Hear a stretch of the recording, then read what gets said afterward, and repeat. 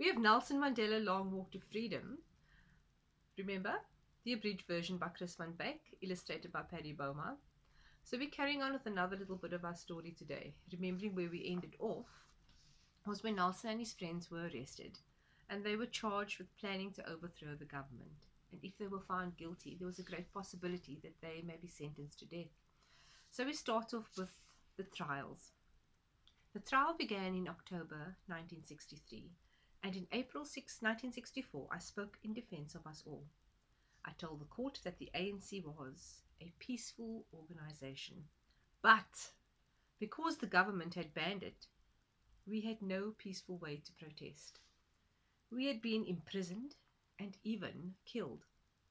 This is why we had to fight back with guns, I said.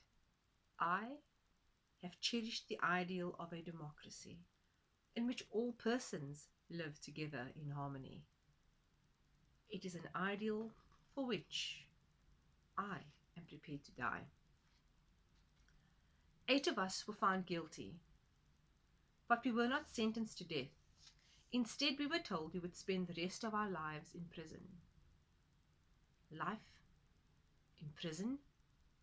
Would I ever see my wife, mother, and children again?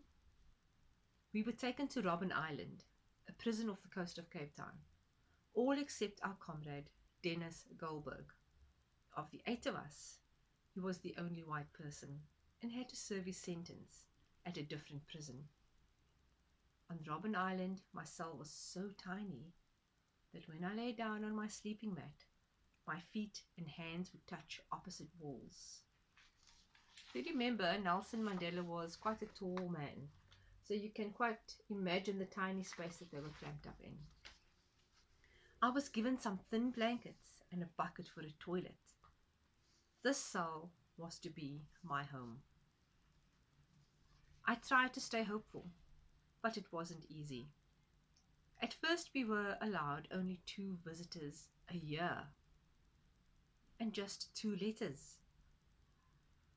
So Nelson must have felt pretty isolated from the people he had loved, friends and family. But before we were given them, the letters were read by a prison guard who blacked out anything he thought we shouldn't know about. Twice I received bad news from home. First, I was told that my mother had died, then that my eldest son had passed away. He was killed in a car crash. When I got that news, I spent the whole day in my cell, just thinking about him and the rest of my family. It was one of the saddest days of my life. Now imagine that. Not much activity, not much space, and you're sitting with this very, very sad news, pretty much all to yourself. We were not allowed radios or newspapers. Weeks, months, years went by without us knowing what was happening in the world. Aren't we lucky today that we have internet that's keeping us connected on a global basis? One day, I saw that a warder had left his newspaper lying on a chair. It was too tempting. I grabbed the paper and began reading it. I was caught and locked in a room for 3 whole days with no food and only rice water to drink as punishment.